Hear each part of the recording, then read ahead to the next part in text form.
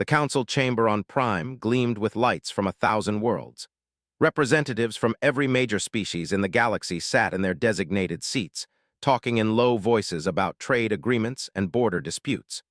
The air hummed with translation devices working to convert hundreds of languages into something everyone could understand. Corinne Mitchell sat in the human section, her hands folded on the table in front of her. She had been Earth's ambassador for 5 years now, and she knew how these meetings went. The other species barely looked at her anymore. Humans were small players in galactic politics. 12 colony worlds in 200 years, a merchant fleet that traded fairly. No wars, no conflicts, no demands for territory. Boring, some of them called it. Weak, others whispered. Stood at the center podium, his scaled body reflecting the overhead lights. The commander was tall, nearly 8 feet, with muscles that could crush steel. His species had conquered 40 systems in the last century alone. He spoke with the confidence of someone who had never lost a battle. The human territories, he said, his voice echoing through the chamber, represent a waste of valuable space. 12 systems, barely defended, producing nothing of military value. Their colonies sit on worlds rich in resources that the galaxy needs, yet they develop these worlds slowly, refusing to maximize their potential. Corinne kept her face blank. She had heard this speech before in different words from different species. Always the same message. Humans were inefficient, weak, ripe for conquest. I propose, continued, that the Coalition take control of 3 human colonies, New Boston, Liberty Station, and Eden Prime. We will develop them properly. We will put their resources to good use. And we will demonstrate to the galaxy that the Coalition protects its interests. Murmurs of agreement rippled through the chamber. Corinne saw heads nodding. The delegates whispered among themselves. The representative tapped his, probably calculating profit margins. High Chancellor raised one hand for silence. The ancient being had led the Coalition for longer than most species had been spacefaring. His species, the valued wisdom over strength. His 4 eyes studied with something like concern. You speak of taking worlds that belong to another species, said slowly. This is not a trade negotiation. This is an act of war. War laughed. Against what army? The humans have a defense fleet of maybe 200 ships scattered across 12 systems. We have thousands. Their colonies have no military installations, no weapon satellites, no planetary shields. They are merchants and farmers, not warriors. They are also members of this coalition, replied. They have rights under our laws. Laws they hide behind because they are too weak to stand without them, another voice called out. Corinne recognized the delegate, a species known for aggressive business practices. Speaks truth. The humans contribute little to our defense. They refuse to expand their military. They waste prime worlds on farming and research instead of mining and manufacturing. Corinne finally stood. The chamber quieted. She was small compared to most species here. Humans were average in the galaxy, neither the largest nor the smallest, but something in her movement made the others pause. You speak as if we are absent, she said. Her voice was calm, controlled. I am here, I represent Earth and our colonies, and I tell you now clearly so there is no misunderstanding, leave our worlds alone. Turned to her, amusement clear on his reptilian face. Or what, Ambassador? Will you file a complaint? Write a strongly worded message. Your species talks and talks, but never acts. You are sheep among wolves. We are what we choose to be, Corinne replied. We chose peace. We chose cooperation. We chose to be part of this coalition because we believed in its principles. But make no mistake, Commander, we chose these things. Choice implies options. Other paths we decided not to take. Empty words, said. He looked around the chamber. I call for a vote, all in favor of coalition annexation of the 3 named human colonies. Hands went up. One after another, species voted yes. Obviously. The smaller species followed the larger ones, as they always did. Some voted no, mostly species that had dealt fairly with humans over the years, but the majority wanted human worlds. Watched the vote count with sad eyes. When the final tally came in, he sighed. The motion passes. The coalition will claim the 3 colonies within 1 standard week. Corinne looked at each species that voted yes. She memorized their faces. Then she spoke, her voice cutting through the victory murmurs. You don't know what you're asking for. The chamber went silent. You see peace and think it means weakness, she continued. You see restraint and call it cowardice. You see a species that chooses diplomacy and assume we have no other choice. You are wrong. Sneered, is that a threat? It's a warning, Karen said. One I give freely as a last gesture of the goodwill you are about to destroy. Do not do this. Do not attack our colonies. Do not harm our people, because once you start this, you cannot stop it. We can stop it whenever we choose, replied. We will take your colonies in days. You will surrender because you have no choice, and the galaxy will see that the coalition is strong. Karen gathered her documents. She walked toward the exit, her footsteps loud in the quiet chamber. At the door, she turned back. My people have a saying, she told them. The most dangerous person in the room is not the one who shouts the loudest. It's the one who stays quiet. Remember that in the days ahead. Remember that I tried to warn you. She left the chamber. Behind her, the other delegates began talking again, already planning the invasion, already celebrating their victory. Karen walked through the halls of the coalition building until she found a private communications room.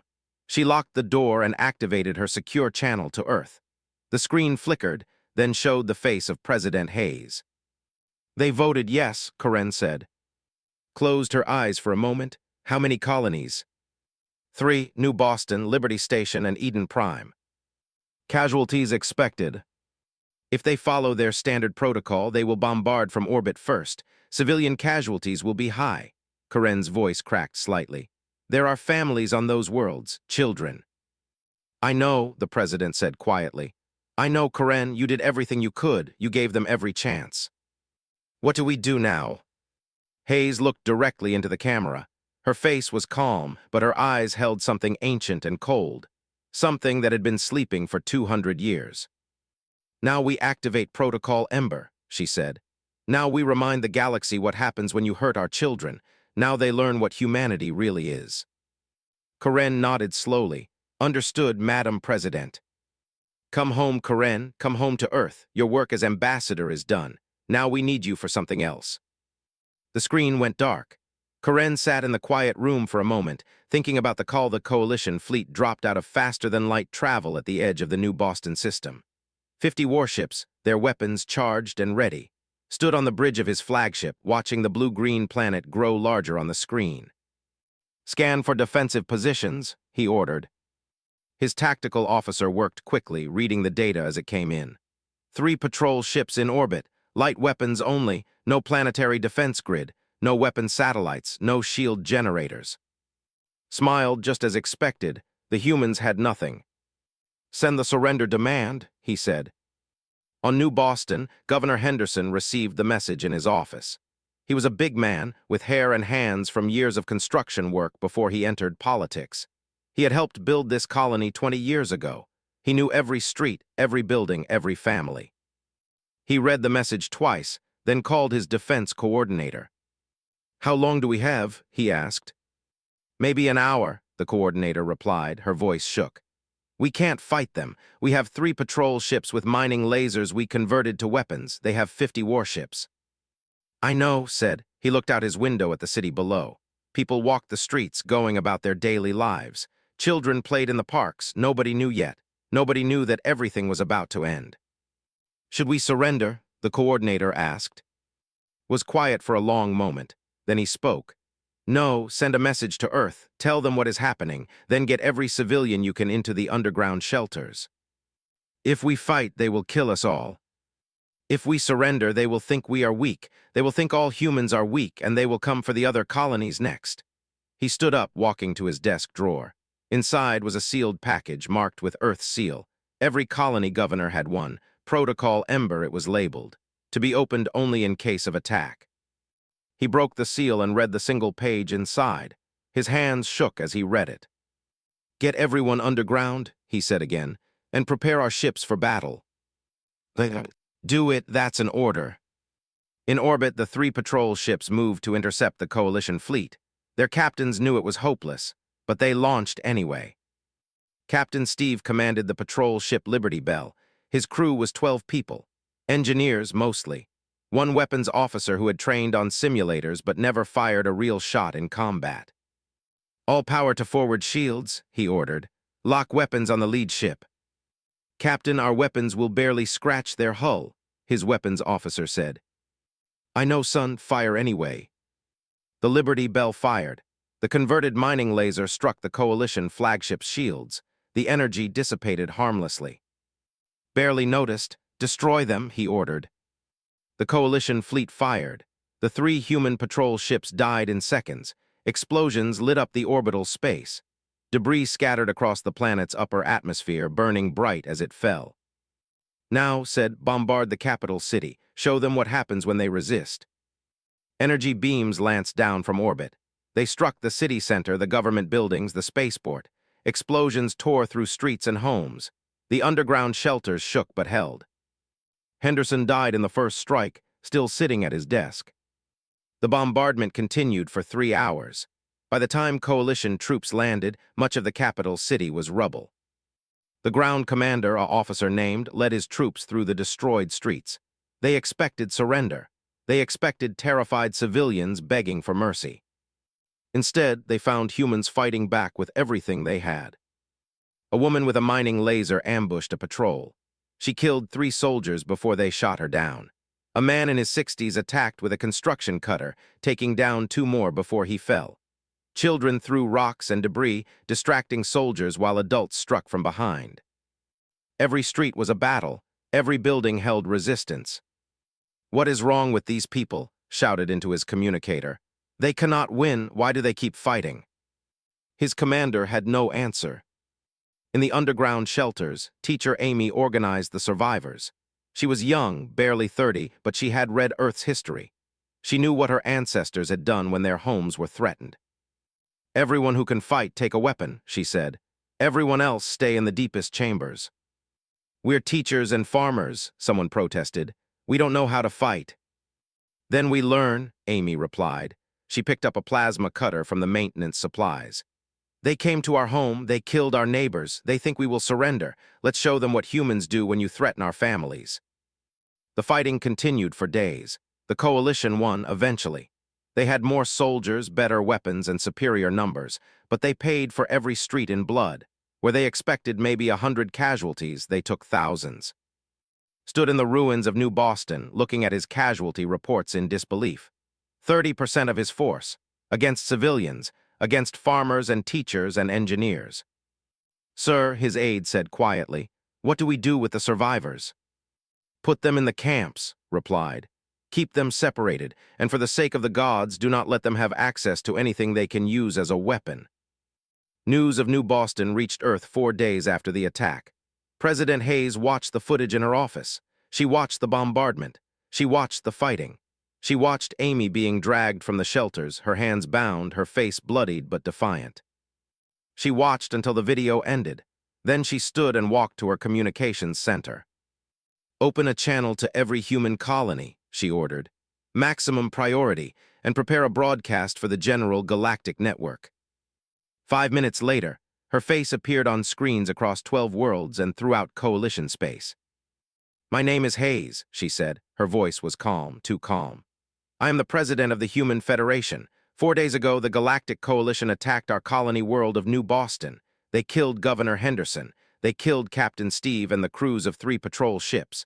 They killed 15,000 civilians in the initial bombardment. They killed thousands more who tried to defend their homes.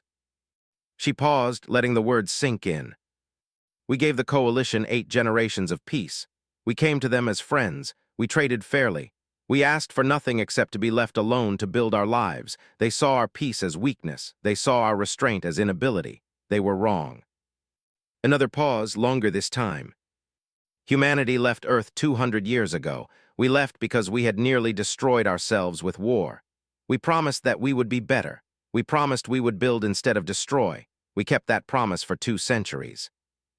Her eyes hardened. But we never forgot how to fight. We never forgot what we were capable of. We simply chose not to use those skills. We chose peace.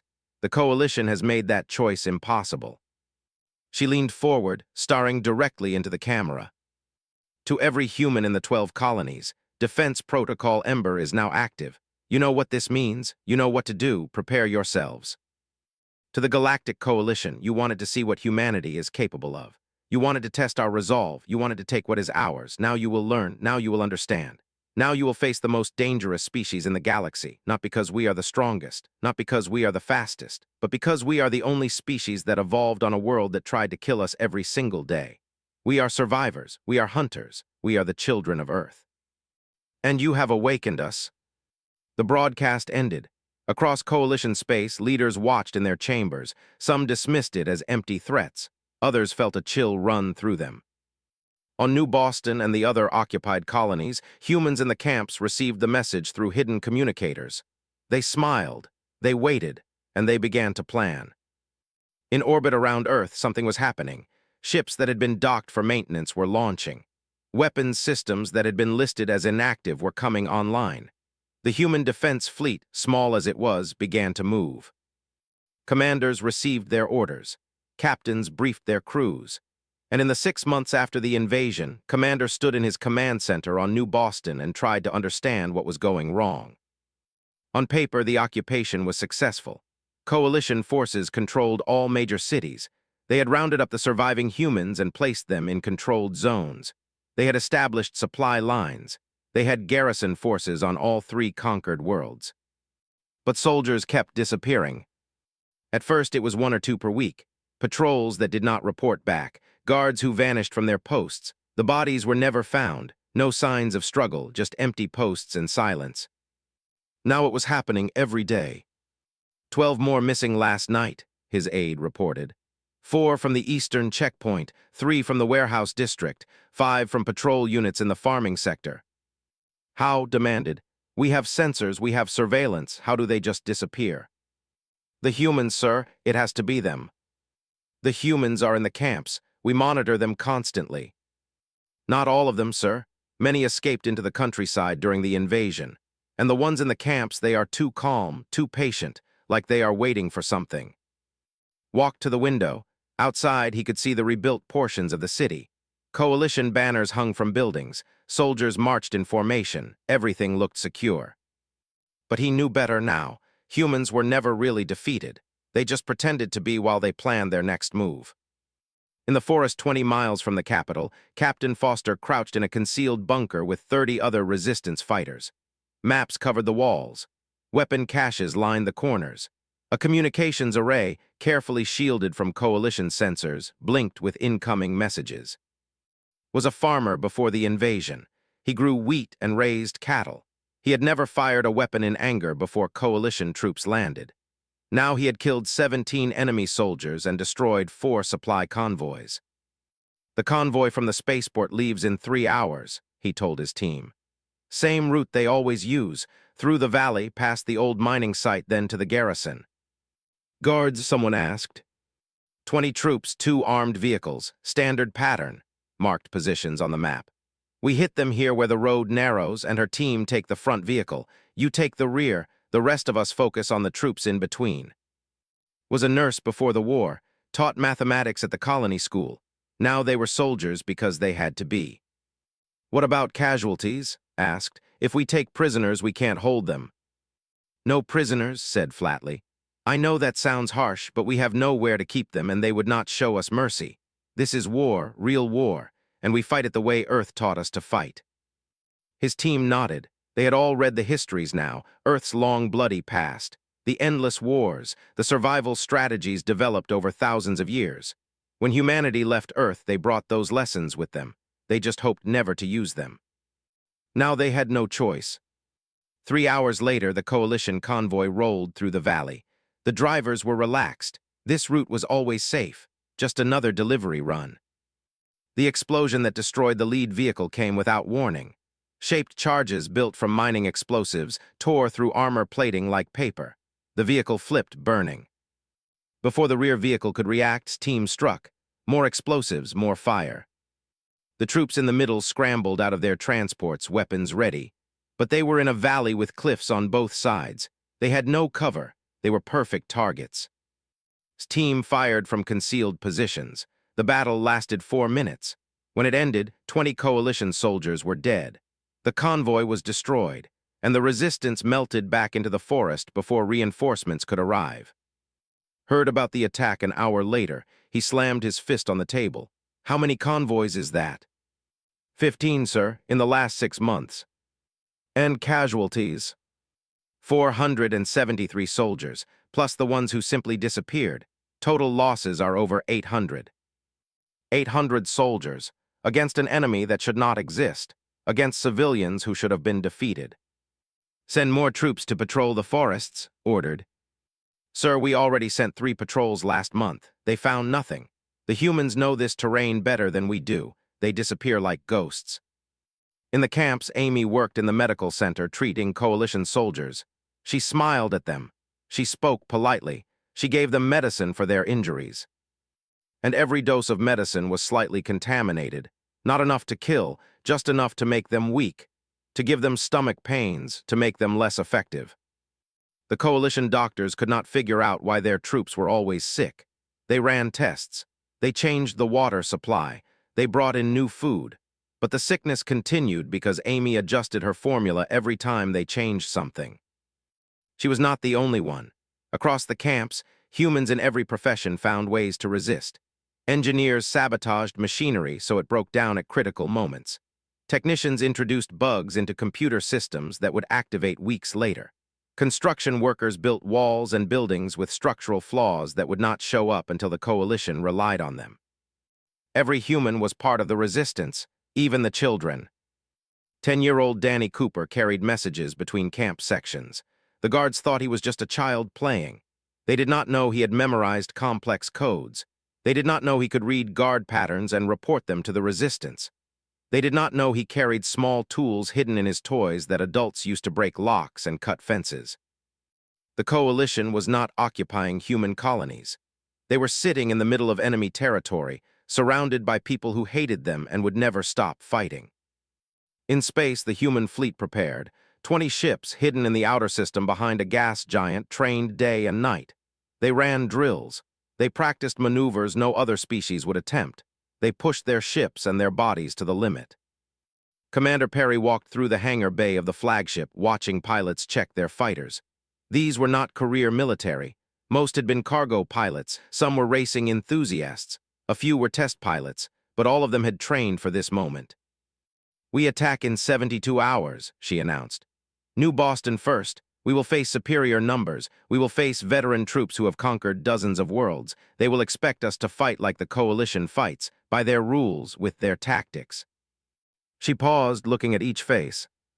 "We will not do that. We will fight like humans, fast, aggressive, unpredictable. We will use maneuvers they think are impossible. We will take risks they think are suicide. We will show them why Earth's children are the most dangerous warriors in the galaxy." "What if we lose?" a young pilot asked.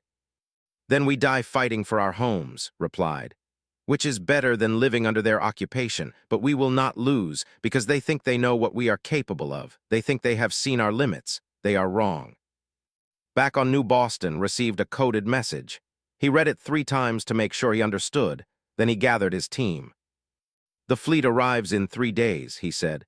"When it does, we launch simultaneous uprisings across all occupied zones. Every resistance cell, every camp, every hidden fighter. We hit them everywhere at once." "The casualties will be massive," said quietly. "I know," replied. "But if we do not help the fleet, they might fail. And if the fleet fails, we lose our only chance to free our worlds. So we fight, all of us together." He looked around at his team. Farmers and teachers, nurses and engineers, parents and grandparents, people who should have lived peaceful lives. "Send the word," he ordered. "Tell every cell, tell every human, 3 days from now we take back our world." On Prime, High Chancellor reviewed reports from the occupied human colonies. The casualty numbers troubled him. The resistance activity troubled him. Most of all, the complete lack of human surrender troubled him. He had studied humanity before voting against the invasion. He knew their history. He knew what they had done to each other on Earth before leaving there. Species that survived that kind of environment did not give up easily. "You should have listened to the ambassador," his aide said quietly. "Yes," agreed. "I should have, and now we will all pay the price." "What do you mean?" "The humans are coming," said, looking at the star maps. "Their fleet has been gone for 6 months. They have been training, preparing, and soon they will strike. When they do, the coalition will learn what I tried to tell them. Peace-loving species make the most dangerous enemies because they understand the cost of violence, and they are willing to pay it." Should we warn? He would not listen. No one listens until it is too late. Stood, walking to his window. Outside, the coalition capital gleamed in the sunlight. Safe, secure, untouchable. Or so they believed. The humans have a saying, continued. The calm before the storm, we are at the end of that calm, the storm is coming, and I fear the galaxy is not ready for it. In the bunker, checked his weapons one last time. In the camps, Amy prepared her people for the coalition fleet detected the humans when they were still 2 hours from New Boston. Received the alert in his command center and immediately called for battle stations. 20 ships, his tactical officer reported. Human registry coming in fast. 20 laughed. We have 60 ships in this system. This will be over in minutes. He opened a channel to his fleet. All ships intercept course, show these humans what real military power looks like. The human fleet did not slow down. They did not broadcast demands. They did not ask for surrender. They simply came straight at the coalition formation like sharks smelling blood. Commander Perry stood on the bridge of the flagship, watching the enemy ships grow larger on the screen. All ships Alpha pattern, fighters launch now. Behind the 20 larger vessels, fighter bays opened. Small ships poured out, hundreds of them. Fast, nimble craft that scattered across space like angry hornets. How many fighters? Demanded. Still counting, sir. At least 300, maybe more. Impossible. 20 ships cannot carry that many fighters. But they did, because human ships were not designed like coalition vessels. Coalition ships had crew quarters, recreation areas, comfortable spaces for long voyages. Human ships had been stripped down to weapons, engines, and fighter bays. The crews slept in shifts in cramped bunks. They ate ration packs. They had no comfort. But they had firepower. The first wave of fighters hit the coalition formation before the larger ships engaged. They came from every direction, using speed and maneuverability that no coalition pilot would risk. They flew through debris fields. They used asteroid cover. They made turns that should have killed their pilots from the G-forces. Why are they not blacking out? A coalition pilot screamed as a human fighter pulled a turn that registered 8 gravities on the sensors. Because humans evolved on a high-gravity world.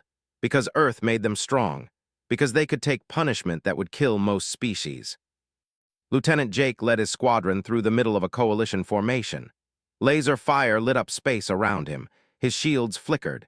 His ship shook from near misses. Break left on my mark, he told his wing. 3, 2, 1 mark. 5 fighters broke in perfect sync, each targeting a different enemy ship. They fired as they passed, their weapons hammering at coalition shields. Then they were gone, looping around for another pass before the enemy could target them properly. They fight like animals, a coalition pilot reported. No formation, no discipline, just chaos. But it was not chaos. It was a strategy refined over thousands of years of Earth's warfare. Fluid tactics, individual initiative, controlled aggression. The larger human ships moved into range. They did not target the coalition fleet's big warships first. They went after command vessels, the ships that coordinated fleet movements, the ones that controlled communications. Flagship is under fire, Zaid shouted. Multiple hits, shields at 60%. Return fire, ordered, all weapons. The coalition fleet fired back. Their weapons were powerful, their ships were tough, but human vessels moved differently. They dodged, they weaved. They used each other as cover, trusting their pilots to react fast enough to avoid collisions. A coalition destroyer exploded, then another, not from overwhelming firepower but from precise strikes at vulnerable points. Engine cores, shield generators, weapon capacitors. They know exactly where to hit us, the tactical officer said in disbelief. They are targeting our weak points. Of course they were. Humans had been trading with the coalition for 200 years. They had studied coalition ship designs. They knew every weakness. They just never mentioned it before. On the ground, heard the battle begin in orbit. Explosions lit up the night sky like fireworks. That is our signal, he said. Everyone move. Across New Boston, resistance fighters emerged from hiding. In the camps, humans overwhelmed their guards. In the forests, hidden cells attacked supply depots. In the cities, sabotage plans activated simultaneously. Amy led a group from the medical center using stolen key cards to free prisoners from detention blocks. When guards tried to stop them, she did not hesitate. She had treated these soldiers. She knew their bodies' weak points. She used that knowledge now. Coalition troops found themselves fighting on all fronts. In space, on the ground, in the cities, everywhere at once. "We need reinforcements," shouted into his communicator. "The entire colony is in revolt." "No reinforcements available," the response came. "The fleet is engaged. You are on your own." In orbit, the battle turned. Coalition ships were still more numerous, but human tactics were overwhelming their defenses. Every time the Coalition tried to form up, human fighters would punch through their formation. Every time they concentrated fire, human ships would scatter and regroup. Watch the tactical display. The Coalition was learning to adapt. They were closing gaps, tightening formation. In another hour, they might stabilize. She could not give them that hour. "All ships Omega Protocol," she ordered. Her bridge crew looked at her. Omega Protocol was insane.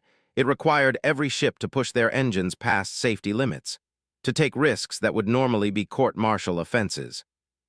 "Execute," she said. The human fleet accelerated, faster than should be possible, faster than Coalition ships could match. They drove straight into the heart of the enemy formation. And they did not stop. Human ships rammed through gaps between Coalition vessels. They fired at point-blank range. They used their own shields as weapons, overloading them against enemy hulls. Jake's fighter screamed through the middle of a Coalition cruiser's hangar bay. He fired the entire way, destroying parked ships and equipment. Behind him, the hangar exploded. Pull up," his computer warned. The G-forces slammed him into his seat. He pulled up barely. Around him, other pilots did the same. Some made it, some did not, but every pass hurt the Coalition more. Watched his fleet fall apart. Ship after ship went dark. Communications became chaos. His formation collapsed. "Retreat," he ordered. "All ships retreat to Rally Point 7. Sir, if we retreat, we abandon the ground forces. If we stay, we all die. Retreat now." The Coalition fleet broke. Some ships managed to jump to faster-than-light speed. Others were too damaged. They surrendered or died. The human fleet let them go. They had bigger priorities. "All ships orbital support for ground forces," ordered. "Clear the way for our people." Human ships moved into position over the cities. They did not bombard blindly. They hit specific targets. Command centers, weapons depots, communications arrays, anything that helped the Coalition occupation. On the ground, Coalition forces found themselves cut off. No supplies, no support, no retreat. Forces pushed into the capital, street by street, building by building. This time, humans had the advantage. They knew the city. They knew which buildings had basements, which streets had good cover, where the weak points were. Coalition troops fought hard. They were professional soldiers, but they were fighting for occupation. Humans were fighting for home. By dawn, the capital was back in human hands. Coalition survivors surrendered or fled into the countryside. Amy stood in the ruins of the government building where Governor Henderson had died 6 months ago. She was covered in dirt and blood. Some of it was hers. Most was not. "We did it," said beside her, tears running down her face. "We actually did it." "New Boston is free," Amy agreed, "but the war is not over." She was right. Reports came in from the other occupied colonies. Human fleets had arrived there too. Uprisings were in progress, but the fighting was still hard. Casualties were still high. On the human flagship reviewed the battle results. 3 of her ships were destroyed. 5 more were damaged. Fighter losses were at 30%, but New Boston was liberated. "Incoming transmission," her communications officer said. "From Prime, High Chancellor wants to speak with you." Accepted the call. His face appeared on screen. He looked old and tired. "Commander Perry," he said, "I am calling to discuss terms." "Terms," replied. "You invaded our worlds, you killed our people, and now you want terms." "I voted against the invasion," said quietly. "I tried to warn them, but yes, I want to discuss terms, because this war benefits no one. Your people are dying, ours are dying, this must end. It ends when you leave all 3 colonies, when you pay reparations, when you guarantee no further attacks. Some members of the Coalition will not accept that." "Then they can join in defeat," said. "We did not want this war, Chancellor, but we will finish it." Tell your coalition that humanity is done being patient. We are done being peaceful. You wanted to see what we are capable of. Now you know." She cut the transmission. Across coalition space, species watched footage of the Battle of New Boston. They saw human fighters pulling maneuvers that should be impossible. They saw human ships fighting with a ferocity no other species showed. They saw a small fleet destroy a force 3 times its size. Scientists reviewed the data. They discovered things about humans that had been missed before. Earth's gravity was nearly twice that of most coalition worlds. Earth's atmosphere had higher oxygen content. Earth's environment had shaped humans into something stronger, faster, tougher than average galactic species. Humans they were natural predators, and the coalition had attacked them. "What have we done?" a delegate whispered, watching the footage. On Earth, President Hayes addressed the human worlds again. "New Boston is free," she said, "but Liberty Station and Eden Prime still suffer under occupation. 11 more fleets are on their way to liberate them. To every human in those colonies, hold on, help is coming. To the coalition, leave peacefully or be removed. The choice is yours." 3 weeks after the Battle of New Boston, the last coalition forces from Eden Prime. The war for the human colonies was over, but the consequences were just beginning. High Chancellor called an emergency session of the Galactic Coalition. Every member species sent representatives. The chamber that had once voted to invade human territory now filled with nervous delegates. Corinne Mitchell entered wearing her ambassador uniform again, but everything about her was different now. She walked with the confidence of someone who had proven their point. The other delegates watched her carefully, some with respect, some with fear. Was not there. He had survived the battle but lost his command. The Empire removed him from power, helping to distance themselves from the failed invasion. Stood at the central podium. His 4 eyes swept across the chamber. "We are here to discuss the human situation. 3 months ago, we voted to seize their colonies. Today, those colonies are free. Our fleets are damaged. Our casualties number in the tens of thousands, and humanity demands accountability." Murmurs ran through the chamber. "Ambassador Mitchell," continued, "please present your government's terms." Corinne walked to the podium. She did not look angry. She looked tired, like someone who had seen too much death and wanted it to end. "The Human Federation demands the following," she said. "First, immediate withdrawal of all coalition forces from human territory. This has been completed. Second, formal apology from each species that voted for the invasion. Third, reparations to be paid for destroyed infrastructure and lives lost. Fourth, permanent seats for humanity on the Coalition Council. Fifth, mutual defense treaties guaranteeing no member species will attack another without full council approval." "Those terms are harsh," a delegate protested. 15,000 civilians died in the bombardment of New Boston, Corinne replied. "Thousands more died fighting your occupation. Governor Henderson died trying to defend his people. Captain and his crews died buying time for civilians to reach shelter. So yes, our terms are harsh, but they are fair." "What if we refuse?" they asked. Corinne looked at him calmly. "Then humanity withdraws from the coalition completely.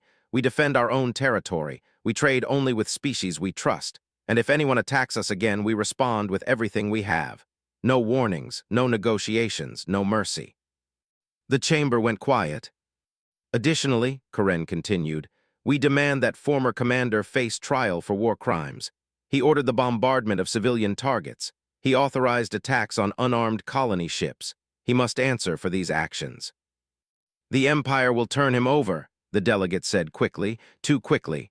They wanted distance from as fast as possible. "Good," Corinne said. "The trial will be held here on Prime with judges from neutral species. Humanity will present evidence, will have the right to defend himself. Justice will be served." 2 months later, the trial began. Sat in the defendant's chair, his scaled face expressionless. He refused to show weakness even now. Prosecutor Daniel Wright presented the evidence. Footage of the bombardment, casualty lists, testimony from survivors. Each piece of evidence painted a picture of unnecessary violence against civilians. "The defendant claims he was following orders," Daniel said. "But orders do not excuse targeting hospitals. Orders do not excuse killing children. Orders do not excuse war crimes." Finally spoke.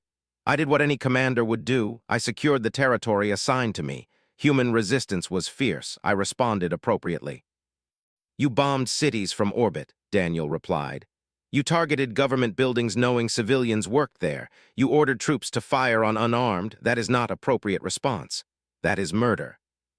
The trial lasted 3 weeks. Witnesses, evidence was presented, defended his actions, claiming military necessity. In the end, the judges deliberated for 2 days. When they returned, their verdict was unanimous. Guilty. Showed no emotion as the sentence was read. Life imprisonment on a neutral world, no possibility of release. His military honors stripped. His name forever associated with the war crime of attacking civilians. Do you have anything to say? The lead judge asked.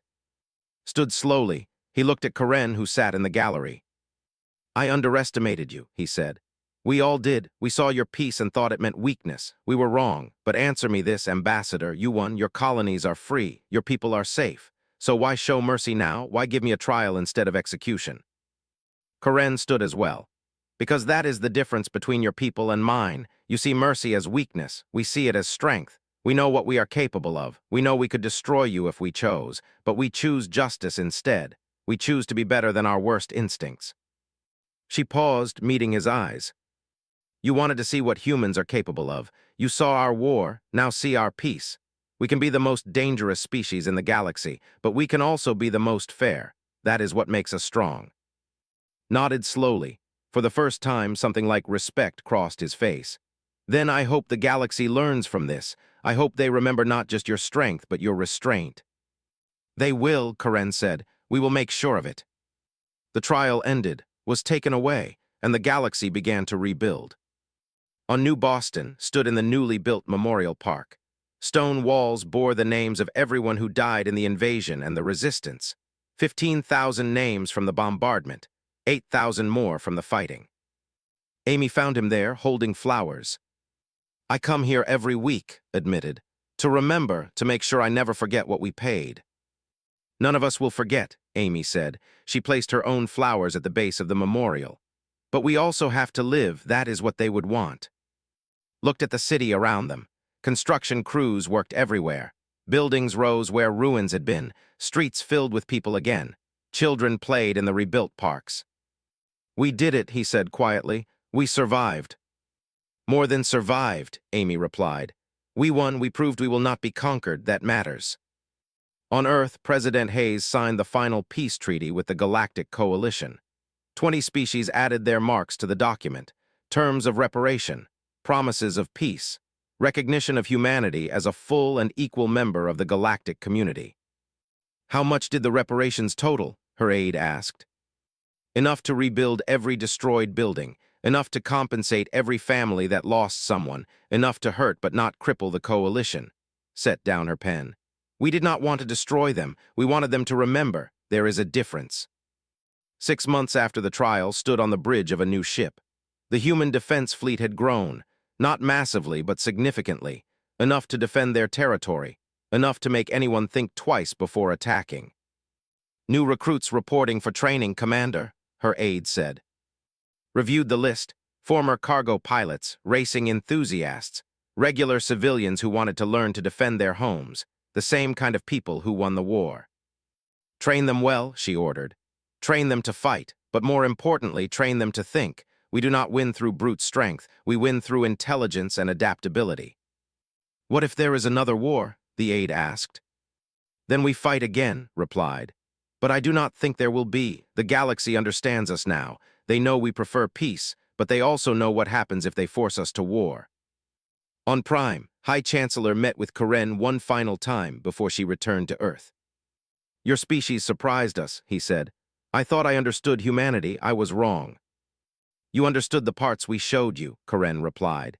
We are traders, we are diplomats, we are farmers and engineers and teachers, but we are also descendants of Earth, and Earth made us strong. Do you think this peace will last? That depends on the coalition. We will keep our word. We will trade fairly. We will follow the laws, but we will also keep our fleet ready. And if anyone threatens our people again, they will face the same response faced. A measured response, said. Powerful but controlled, victorious but merciful, your species has much to teach the galaxy. We have much to learn as well, Karen said. But yes, we have lessons to share, about the cost of war, about the value of peace, about the importance of never underestimating those who choose restraint. She stood to leave, then paused. "Chancellor, why did you vote against the invasion?" "Because I studied your species," replied. "I read about Earth's history, the wars, the conflicts, the near self-destruction, and I realized something important. Species that survive that kind of environment become one of two things, extinct or extremely dangerous. Humanity survived. That told me everything I needed to know." Karen smiled. "You were the only one who listened. Thank you for that." "I only wish more had listened. Perhaps thousands would still be alive." "Perhaps," Karen agreed. "But the galaxy learns from experience. They had to see what we are capable of. Now they know, and that knowledge will prevent future wars." She left the chamber. Her ship waited in orbit. In a few hours, she would be home on Earth. 10 years later, the galaxy was different. Human colonies grew to 20 systems. Trade flourished. The coalition reformed its laws, making aggression against member species almost impossible. Married, they had children who grew up in a peaceful colony, never knowing war, but in their schools they learned history. They learned about the invasion, about the resistance, about the price their parents paid for freedom. Amy became the head administrator of New Boston. She oversaw the colony's growth and prosperity, but she never forgot the months of occupation, never forgot the humans who died fighting for their homes. Retired from active command, but trained the next generation of human pilots. She taught them to fly fast, think faster, and never give up. But most importantly, she taught them that strength without wisdom is just violence.